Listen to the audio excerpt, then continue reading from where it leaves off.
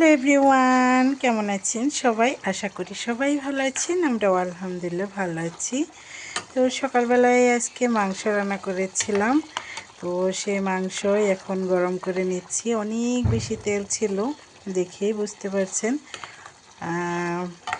এখানে মাংস কষিয়েছি, কোনো ঝোল দেওয়া হয় নাই, তারপরেও কিন্তু মানে তেল গলেই অনেকটাই ঝোল হয়ে আছে।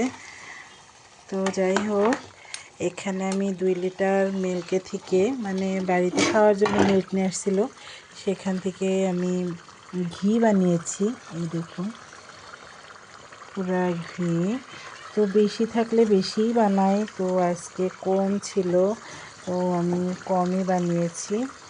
এখানে 2 লিটার মিল্কে থেকে কিন্তু অনেকটাই পরিমাণে ঘি হয়, দেখুন অনেকটাই। এখানে মানে 2 লিটার হিসেবে অনেকটাই, সেটাই বলছি।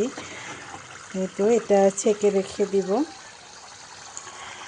এমনিতেও আমি ঘি মানে খুব বেশি কিনে খাওয়া হয় না, খুব যদি দরকার পড়লো তাহলে আর কি কিনে খাওয়া হয়।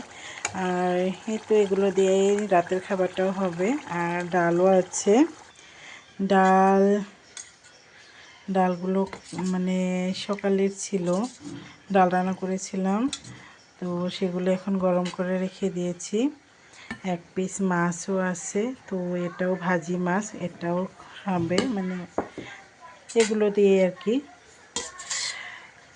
চাপটি বানিয়ে দিয়েছিলাম সকালবেলায়, বাঁধাকপির চাপটি বানিয়েছিলাম, তো সেগুলোর গোলাই ছিল, সেগুলো দিয়ে এখন চাপটি বানিয়েছিলাম। বাচ্চারা সেগুলো খেয়েছে। এই তো, বাই বাই।